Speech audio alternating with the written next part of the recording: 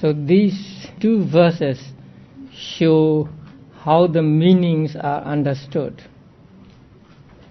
Now, by following the sound of speech through the process of ear consciousness, that shows one thought process. By following the sound of speech, that means when you hear a word, through the process of ear consciousness. So when you hear the word, let us say dog, you hear the sound with the process of ear consciousness, or ear consciousness thought process arises. So with that ear consciousness, you hear the sound. Although the sound is the dog, at that moment, what you hear is just an audible object, not the word dog yet. It is just a sound that can be heard. And then by means of the concept conceived by the process in the mind door, that subsequently arises. So this shows another thought process. By means of the concept conceived by the process in the mind door. So there arises mind door thought process, taking the name as object. So at this stage, you hear the word dog. Then meanings are understood. That shows another thought process. So here, three thought processes are given. The first is ear consciousness thought process. You hear the sound with that thought process. And then mind or thought process that follows. And with that mind or thought process, you hear the name dog, or you take the name dog as object.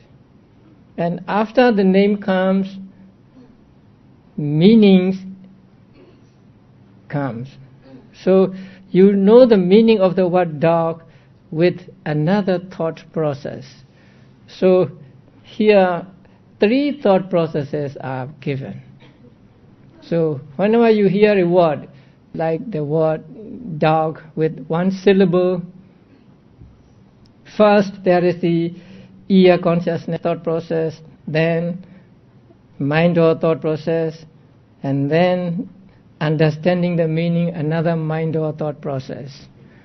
But our teacher said, or the sub-commentary said, that there is another thought process not shown here by name, and that is the thought process that takes the past sound as object. So there are four thought processes before you understand what that word means. First, there is the sound dog. So you hear the sound dog with the ear consciousness thought process. And then as soon as you have heard it, it disappears. But your mind takes the sound that has disappeared as object, and there is another thought process. And that thought process is through mind door and not ear door. The real sound you hear with the ear. But now the sound has gone, but you recall the sound actually. So when you recall the sound, it is already past. Since it is past, it does not come through ear consciousness thought process. It comes through mind door. And so it is mind door thought process which takes the past sound as object. So now you have two thought processes. And then another mind or thought process follows. And with that mind or thought process, you take the name concept as concept. That means now you hear the word dog.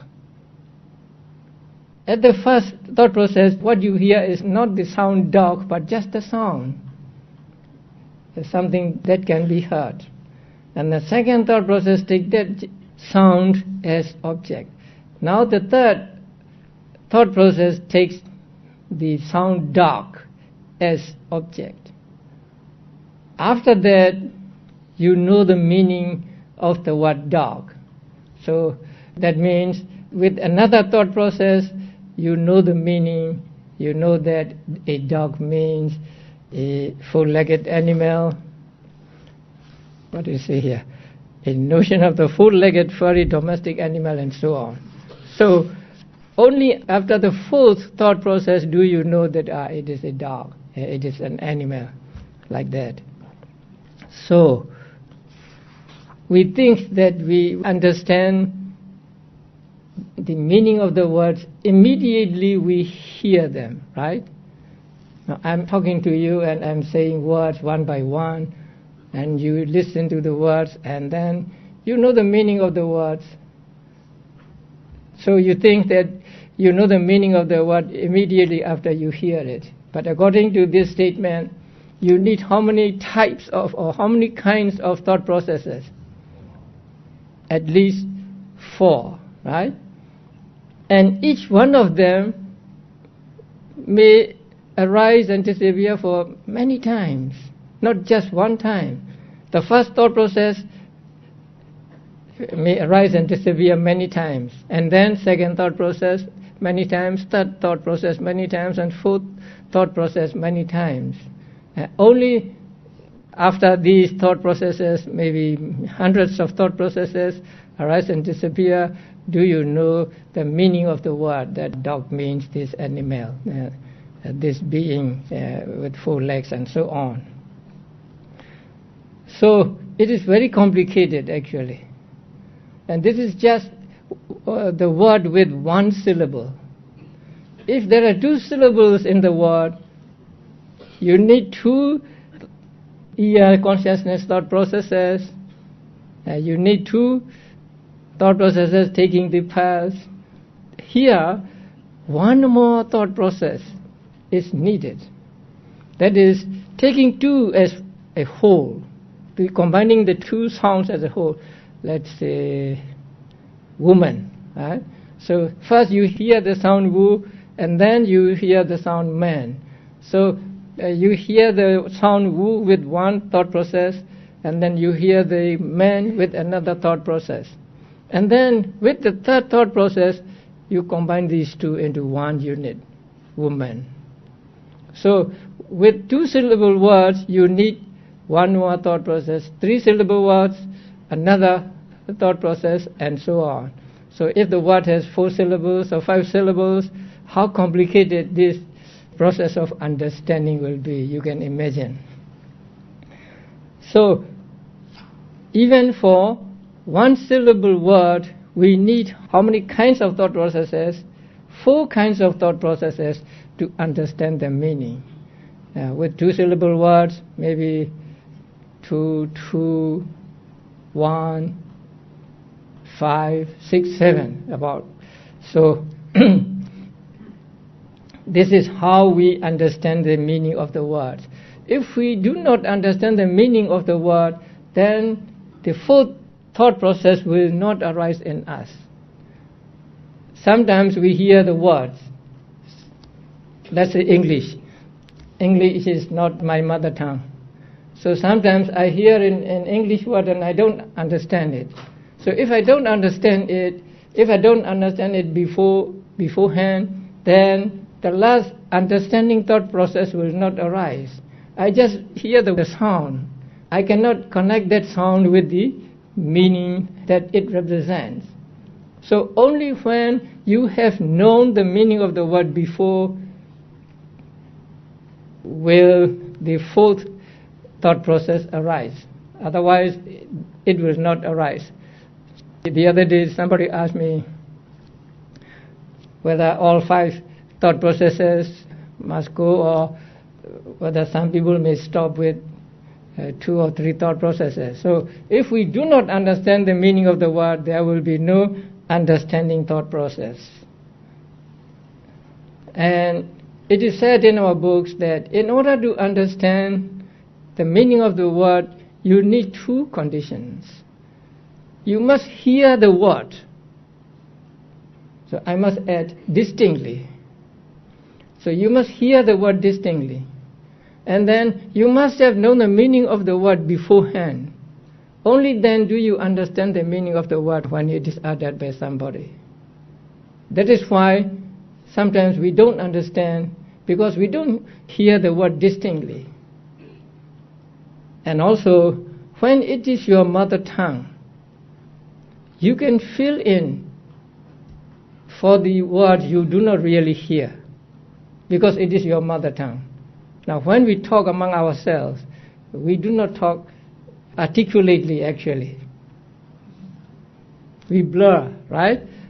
But we understand each other because we can fill in. But if it is in another language, like English for us, we cannot, because we are not able to fill the gaps, simply because it is not our mother tongue.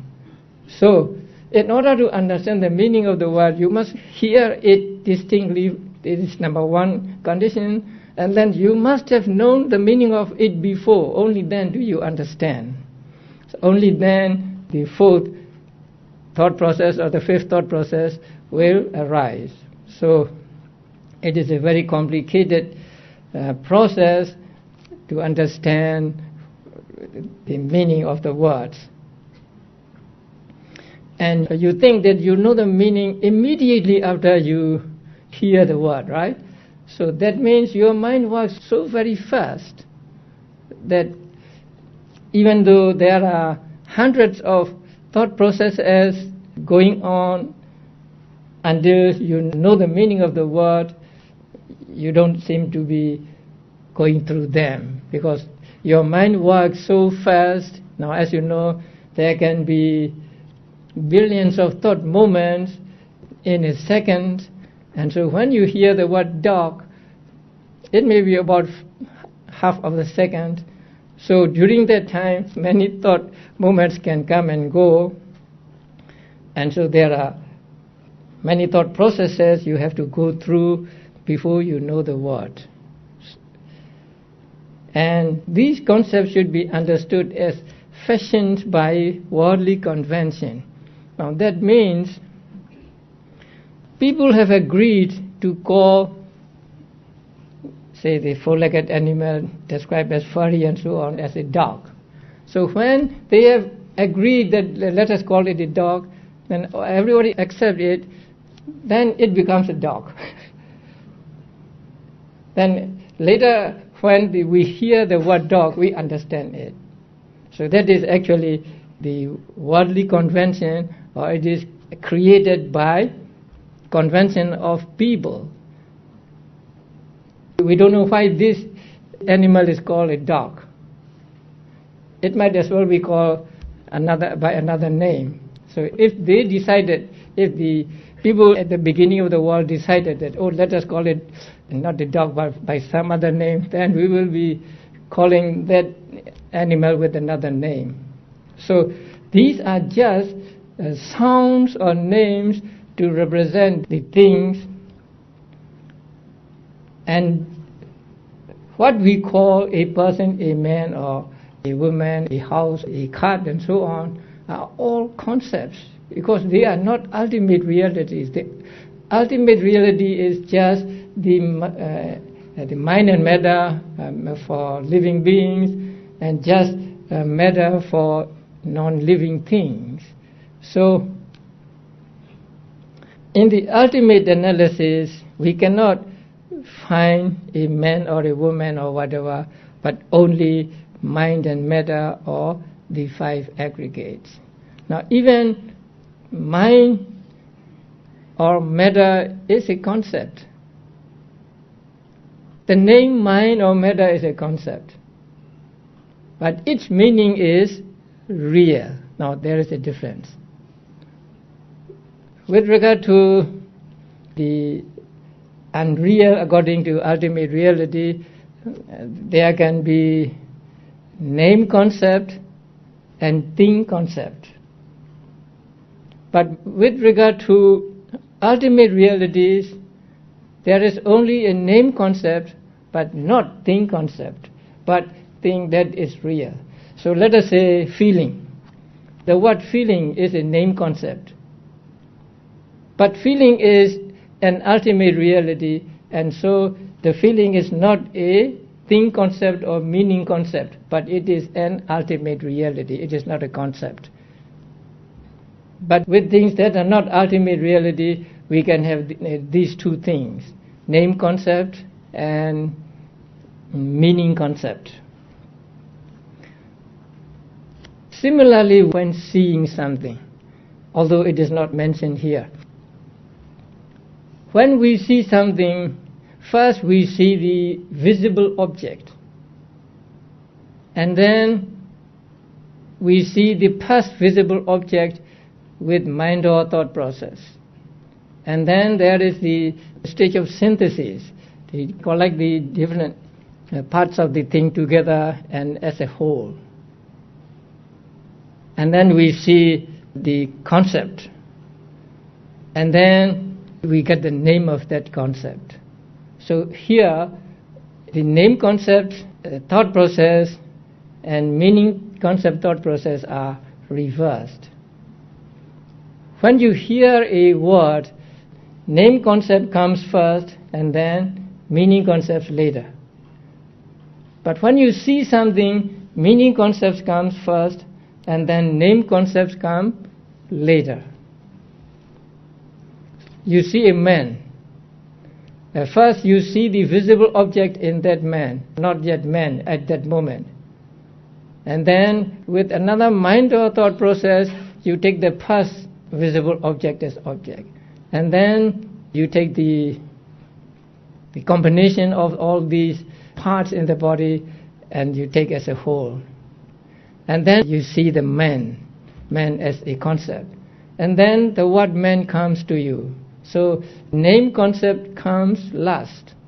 And that name concept will come to you only when you know the name of that thing.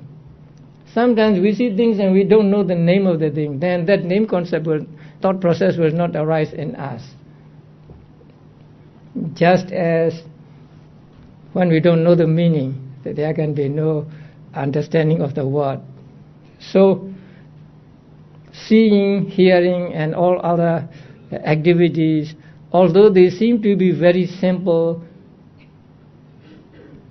when viewed from the viewpoint of Abhidhamma, they are very complex experiences. So complex that we cannot explain them fully, actually. What I have presented to you is not a full picture. It is just a simplified picture of what hearing or seeing is. Our teachers have told us that there are many more thought processes involved in this. You already know the meaning of the word, and then you connect this meaning to the object now you are seeing, and there is a connecting thought process also, and then you come to the decision that this is it, and then decision thought process also, and so there are many thought processes, but they are too much for us, and so we should satisfied with just what is mentioned here and just a little more. So in these two verses, only 3 thought processes are given, but the sub-commentary adds 1 more thought process, and so there are 4 thought processes here when you hear something. And similarly, when you see something, there are 4 thought processes following the seeing thought process. So when I say you see a man with your mind, you don't see the man with your eyes, what would you say? Now you are seeing me and I am seeing you, right? So do I see you with my eyes or with my mind? Actually with my mind. What I see you is the visible object in you, the visible data. And then in my mind, I collect all the visible data into a shape of a man and say, I think I see a man. So actually, what we see is really misleading. So we see with our minds and not with our eyes. So what we see with our eyes is the visible object. What we hear with our ears is the audible object. Now when you listen to a song, a music, beautiful music, you like it, but what you hear with your ear is just a sound, just audible object, not the sound, tone or melody of the sound. Then you combine these sounds in your mind into a series, and then you say, this is a good song, and beautiful, I like it, or something like that. So the activities that seem to be very simple are really very complex. And it is very difficult to understand or to know these processes going on in our mind.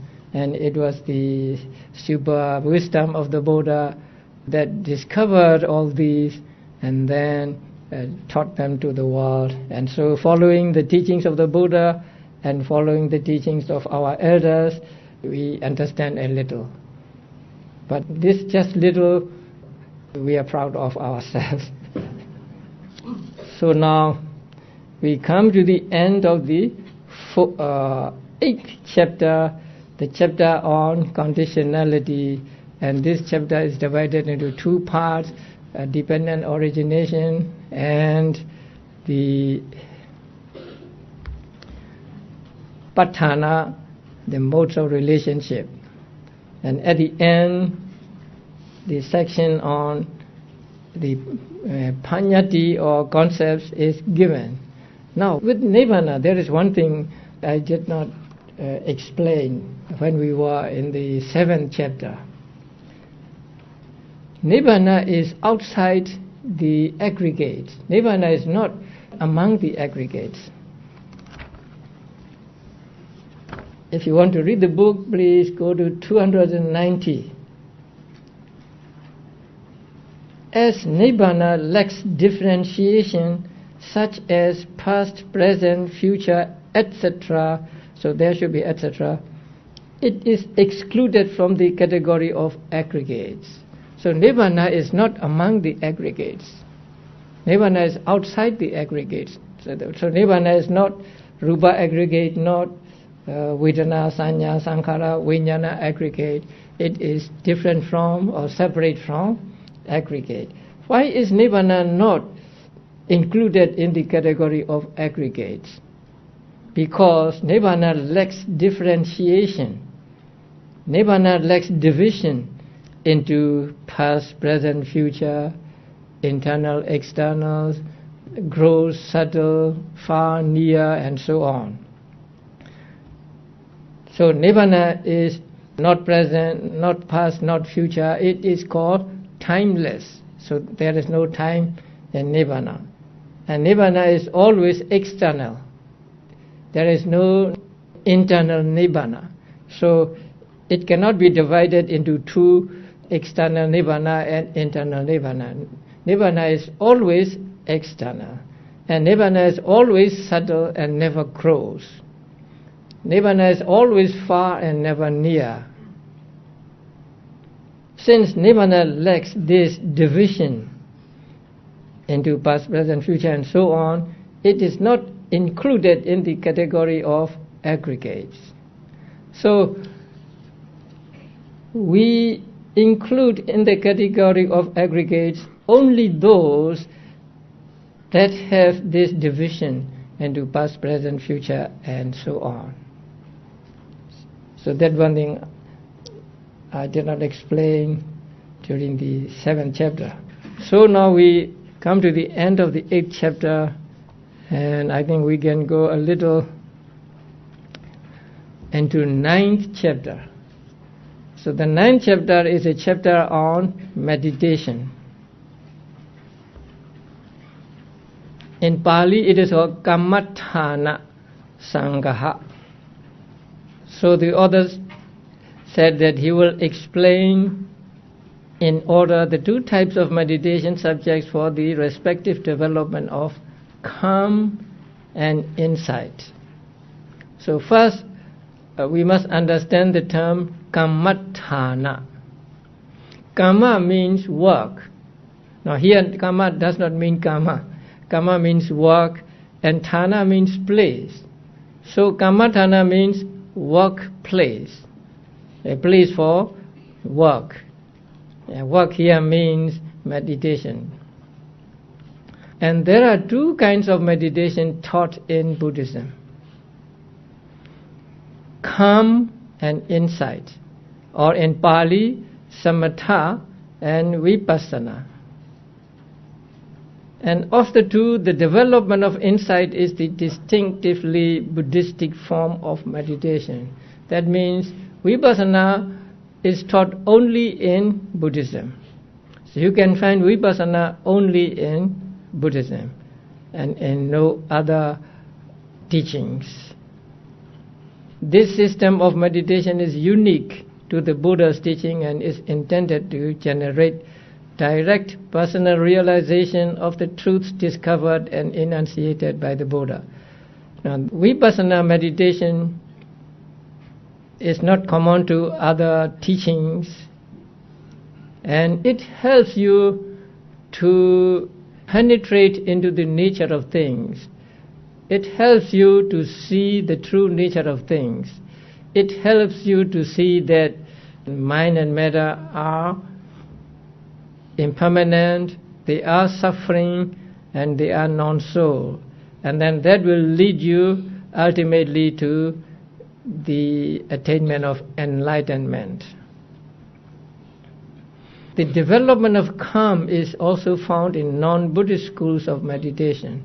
Calm meditation or Samatha meditation is taught in other religions also. So Samatha meditation is not taught in Buddhism only, but it is taught in other teachings as well. But in Buddhism, Samatha meditation is for Vipassana meditation.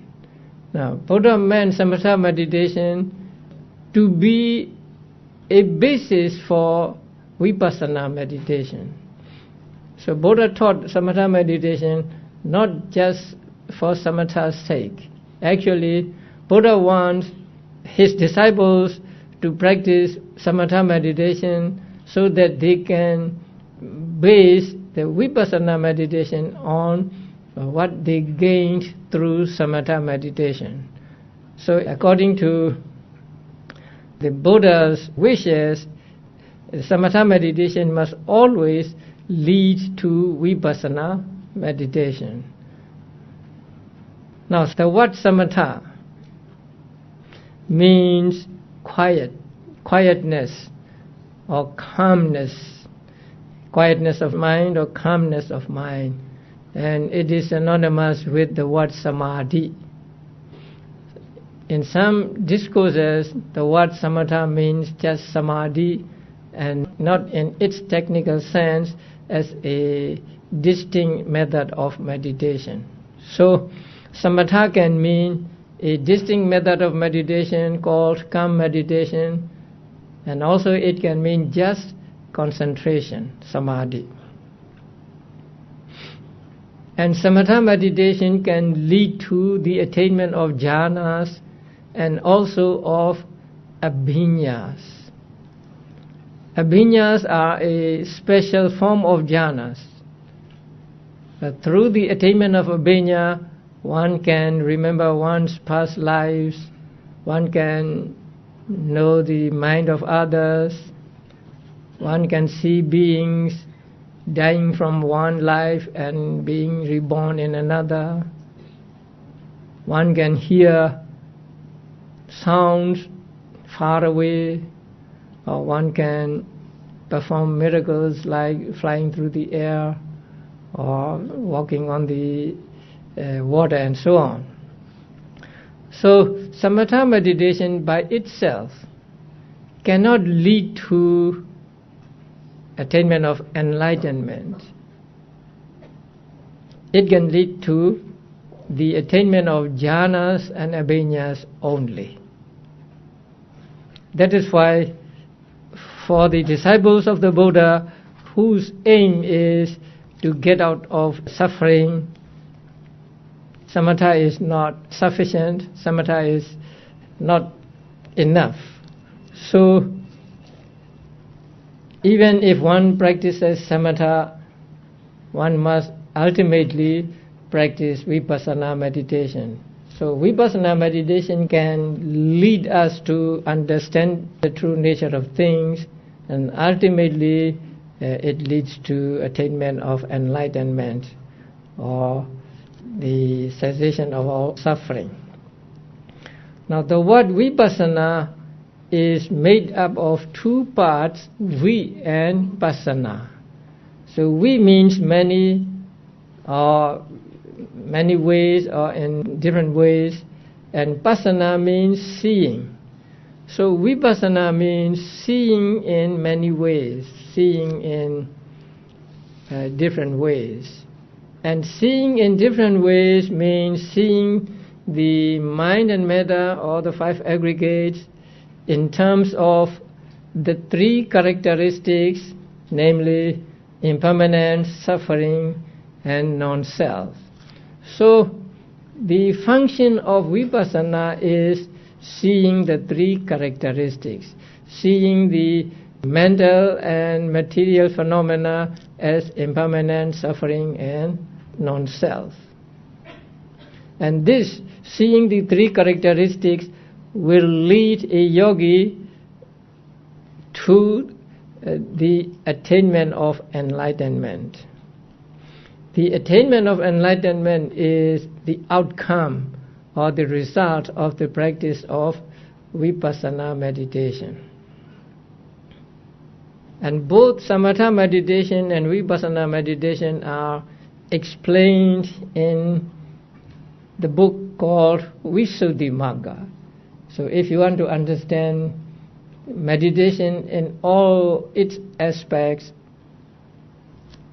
Visuddhimagga is the book to read. And this chapter, the 9th chapter, is like a summary to the entire Visuddhimagga. So this is the brief form of Visuddhimagga, but it is very, very brief.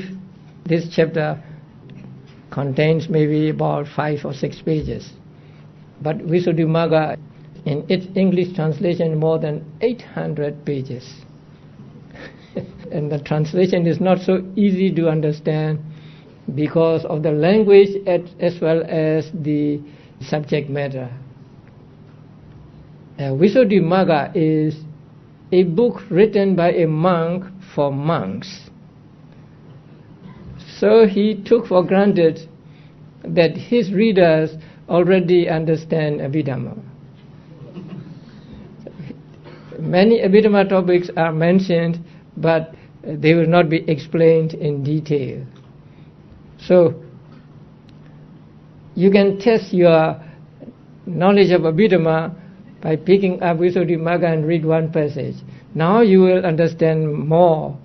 Now if you have read Visuddhimagga before, please pick it up again and read the same passage that you thought you did not understand. So after you have gained a knowledge of Abhidhamma, you will understand more of Visuddhimagga. So Visuddhimagga is actually a handbook for meditating monks.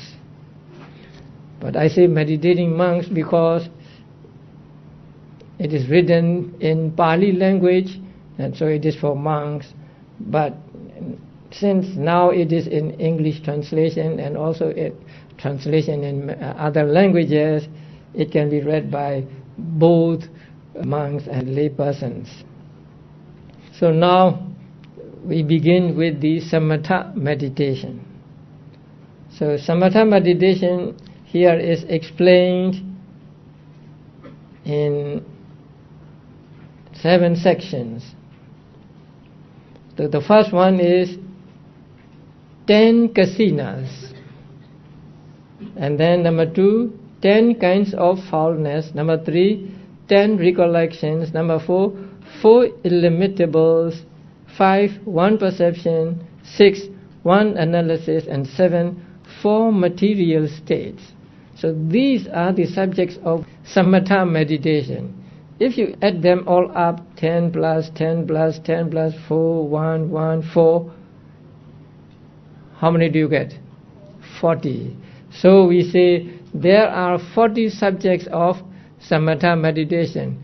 So you can practice any one of them. You have a choice here. And these 7 categories will be explained in a little detail. And then there are what are called temperaments. We should understand temperaments so that we can choose a subject of meditation that is most suitable for our temperament. Temperament means personal nature, the character of a person as revealed by his or her natural attitudes and conduct. So we can guess a person's temperament by his conduct, by his behavior, by his way of doing things, and by his way of talking, and so on. And temperaments of people differ owing to the diversity of their past karmas. So depending on their past karmas, people who are born here may have temperament of lust or temperament of ill will or anger, and so on. So there are said to be 6 temperaments. And they are, number 1, the lustful temperament, or lust or lobha attachment. Number 2, hateful temperament. Now you may have met persons who get angry very easily. So those persons have the hateful temperament. And then the deluded temperament, a dull person, and he cannot come to conclusion either one way or the other, something like that. And the 4th is the faithful, a person who has much faith is called, has the temperament of faith. And number 5 is the intellectual. That means he is bright, smart, and possess knowledge. And 6, the discursive, thinking. So these are the 6 temperaments. And people have these temperaments. Actually, it is very difficult to say what temperament a person has. Even I don't know what temperament I have.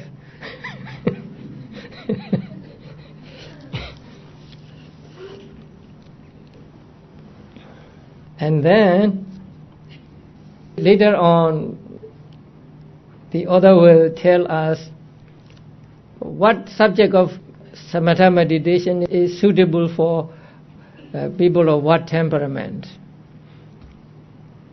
Now the next category is development, that is the work of meditation.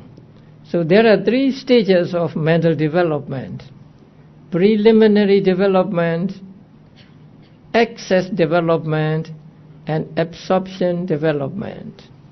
So preliminary meditation occurs from the time one begins the practice of meditation up to the time the 5 hindrances are suppressed and the counterpart sign emerges.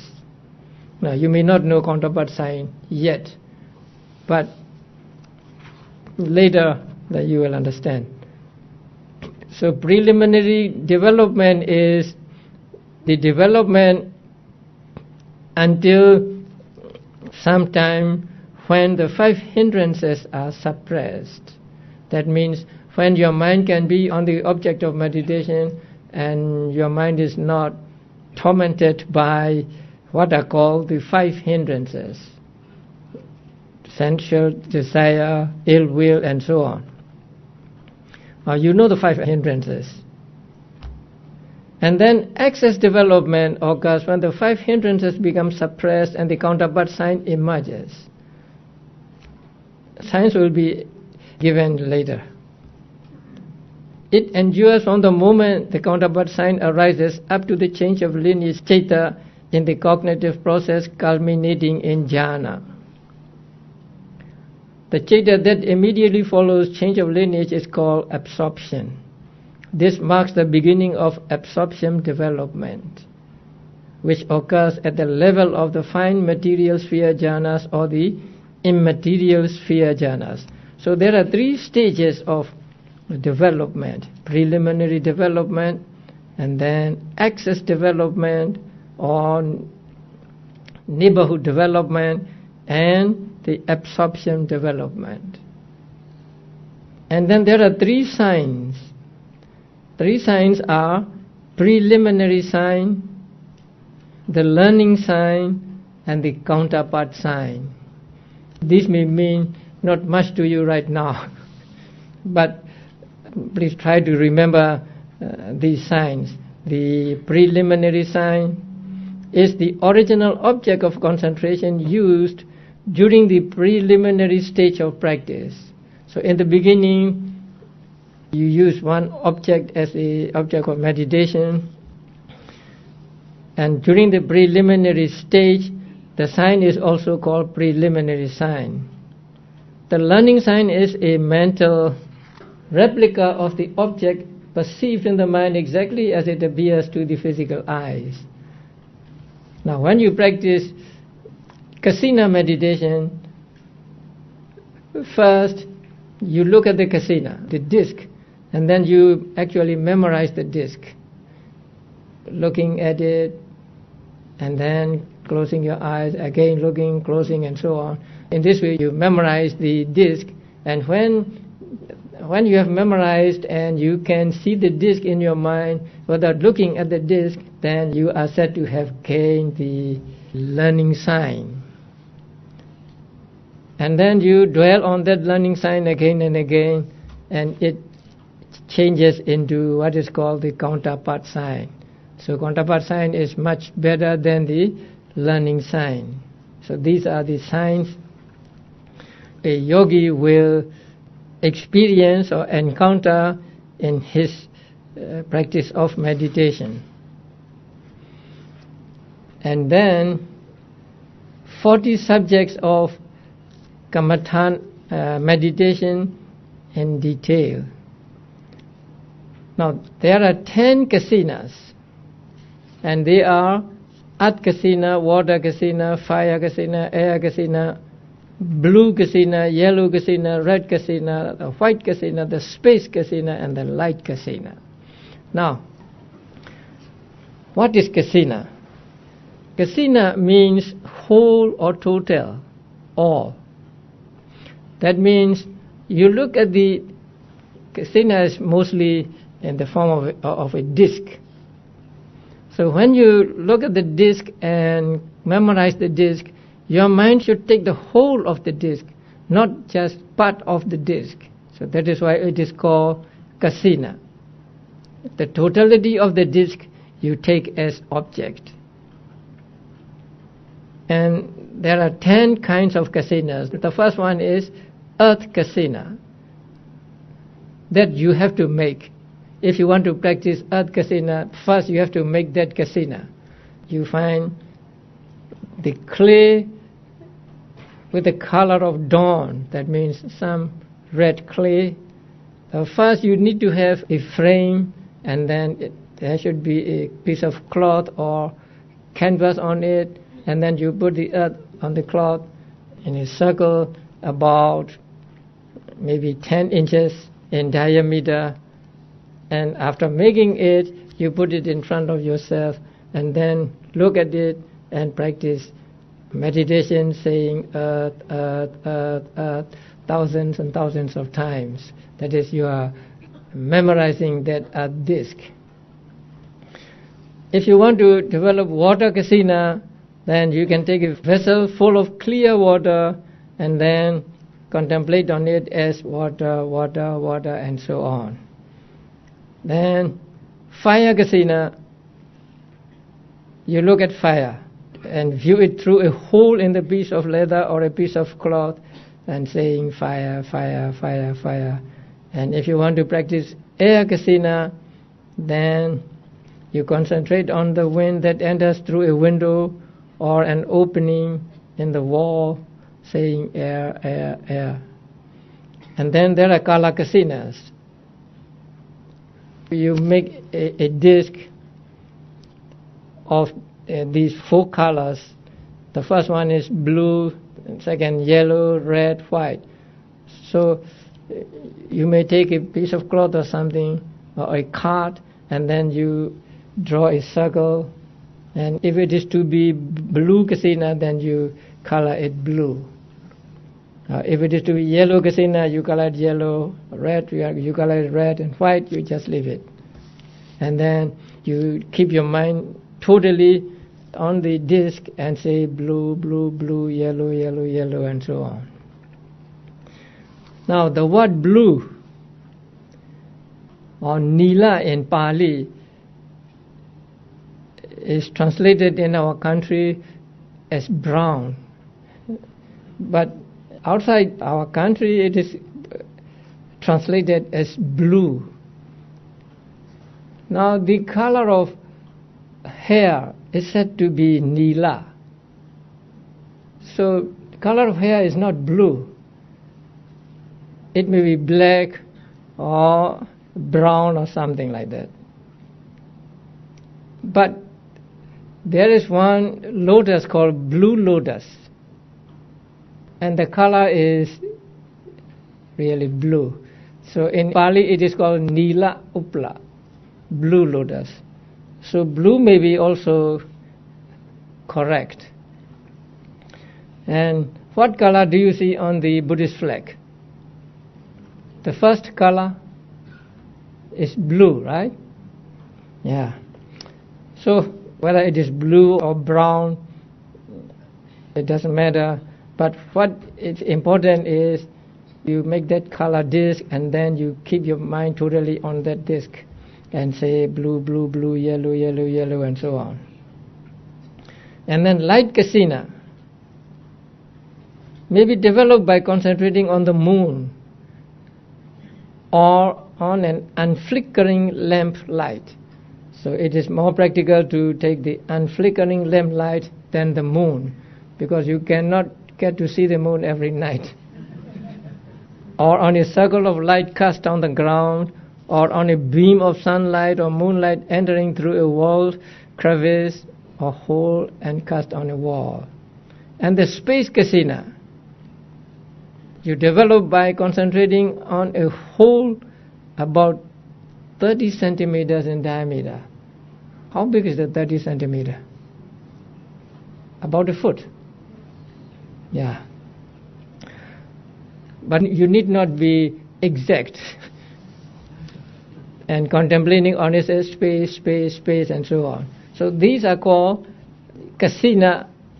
Meditation on them is called kasina meditation. So you can choose any one of the kasinas from these 10 kasinas. Earth kasina, water kasina, and so on. The next is foulness meditation, or foulness subjects.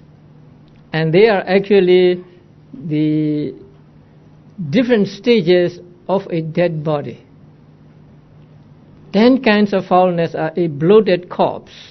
So after 3 or 4 days, a corpse becomes bloated, and then livid corpse, a festering corpse, a dismembered corpse, an eaten corpse, and a scattered in pieces corpse, a mutilated and scattered in pieces corpse, a bloody corpse, a worm-infested corpse, and a skeleton. You don't want to see any of them. Huh? And nowadays it is very difficult to practice this foulness meditation, because you do not get to see a bloated corpse like and others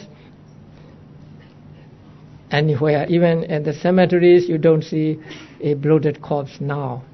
Cemeteries are so made that it's like a park.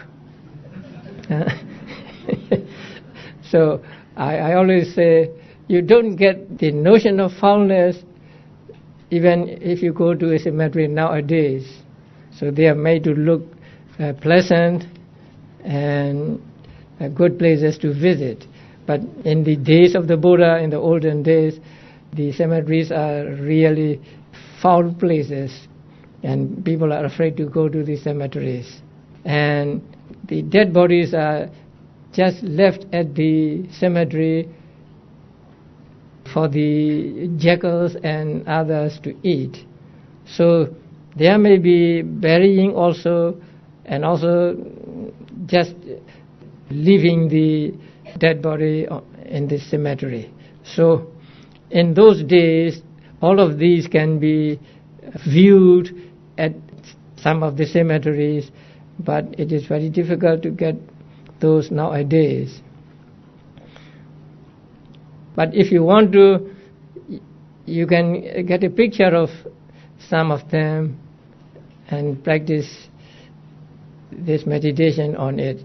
This meditation is a powerful meditation for removing sensual lust. If you have too much attachment to your body or to the body of another person, practice this foulness meditation. And in the Mahasatipatthana Sutta, this meditation is not just look at the bloated corpse and so on and saying they are foul, but also applying that nature of foulness to your own living body. Just as this dead body is foul, is disgusting, so is my living body, and so on. So by practicing this meditation, you can remove sensual lust, you can remove attachment to your body, and so on. And then the recollections. These are very pleasant subjects of meditation, and many of you have been practicing this. Buddha Anusati, the recollection of the Buddha. Recollection of the Buddha means recollection of the attributes or virtues of the Buddha. Recollection of the good qualities of the Buddha. And recollection of the Dhamma means, again, recollection of the virtues of Dhamma, and recollection of the Sangha, the same thing. Recollection of morality, that means you keep your sila pure, and then you recollect on your purity of sila. I have kept my sila pure, and it is not broken in any place, it is not torn, something like that. So keeping the moral precepts pure and then recollecting on it, you gain happiness. And then recollection of generosity, you do some generous act, say dana and so on, and then you recollect on it and be happy. Recollection of the devas mean actually recollection of yourself.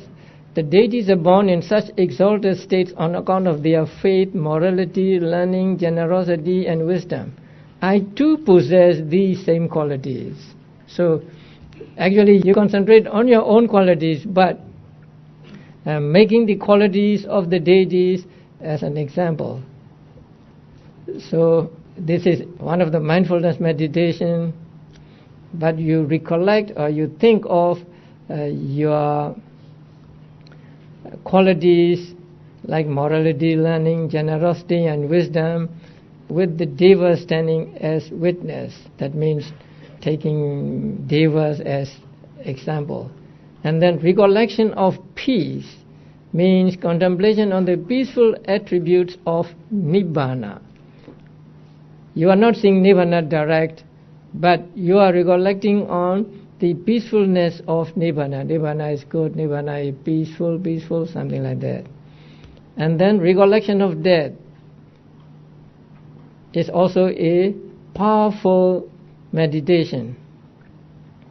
Contemplation of the fact that one's own death is absolutely certain, that the arrival of death is utterly uncertain. So we know death is certain, death will come, but we do not know when it will come. And that when death comes, one must relinquish everything. So when death comes, we will have to leave everything behind.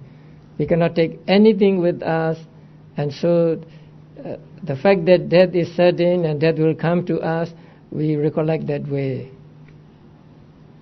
Now, recollection of death can make us not afraid of death. It is very strange. Thinking of death will make you not afraid of death, because say death will come, and so you become familiar with death, and so you are no longer afraid of death. So if you are afraid of death, try the practice of this meditation, recollection of death.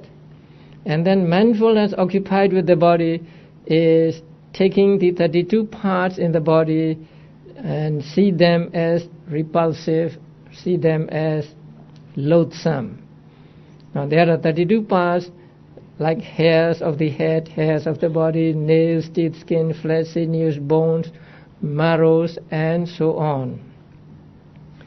Now these 32 parts are taught for practice of meditation and not for anatomical lessons.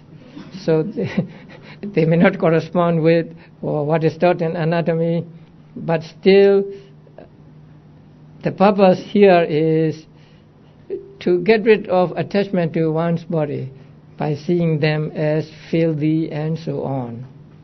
Now hairs of the head are filthy, so this is very evident. Hairs of the body are filthy, nails, teeth and skin, because when they are on our bodies we think that they are beautiful, we don't think them as filthy, but once they are removed from our bodies, then they become filthy. Now if there is a hair in your meal, you would throw the whole meal away. And then mindfulness of breathing, it is very familiar to many people. It is the concentrating on the breathing in and out, keeping your mind at the tip of the nose or at the entrance of the nostrils or on your upper lip. And you may feel a sensation there, and you can concentrate on that sensation also. So that is a mindfulness of breathing meditation. So these are the 10 recollection meditations. So recollection of Buddha's attributes and so on. Okay. Metta and others will do tomorrow. Now some questions here. What are the things we should be mindful when we do chanting for it to be effective and proper? Now when we chant, it is said that we must chant it correctly, and we must know the meaning of what we chant. These are the requirements on the part of those who do the chanting. First, learn the chanting correctly, and then understand the meaning of the chant, and then have loving kindness and compassion for all beings. Are thoughts objects or consciousness? Thoughts are objects and thoughts are consciousness both. So one consciousness can be the object of another consciousness. And what we call thoughts are the combination of consciousnesses. So it is both object and consciousness. Is awareness of thoughts part of the practice of vipassana? Yes. As everything happens due to their respective causes, how significant are dreams? Can dreams help in our spiritual development? In Buddhism, there is not much saying about dreams, although their dreams are said to be experienced by people in different ways. I have read that some highly developed yogis can cause some people to make certain decisions in a particular way, that is, they are able to manipulate other people's thought processes. If this is true, how can this be explained? I'm not sure that one person can manipulate the other person's thought process. But there is what is called hypnotism, and it is something like manipulating the other people's thought process. So it may be possible. If this is true, how can this be explained? By his maybe mental power, but hypnotist uses suggestion. So by his suggestion, the other person actually hypnotized himself. Not that the hypnotist hypnotized the other person. So he just gives suggestions and the person hypnotized himself. So I think by the power of samadhi, it may be possible to influence other people's thoughts. But I'm not sure about this. This is a question from yesterday. How can we teach Dhamma to these two groups of people? Is there any skillful means by which we can use to lead them to the path of Dhamma? These two groups are people who have little interest in listening to Dhamma. Two people who have no interest at all in Dhamma. These two groups have something in common. They would not want to attend any Dhamma classes, Dhamma talks, and read Dhamma books. It would be difficult to force another person to what you want to do. I think only by suggestions can you persuade another person to want to do something. Instead of giving him the book and saying to him, read it, you may talk to him like you read a book and it is good and it helps you in some of your problems and so on. And then maybe put a suggestion, if you want to read, you can borrow it from me or something like that. So the practice of meditation is also like that. If you tell a person point blank, practice meditation, come with us to practice meditation, then he may not want to practice because there's a resistance in him.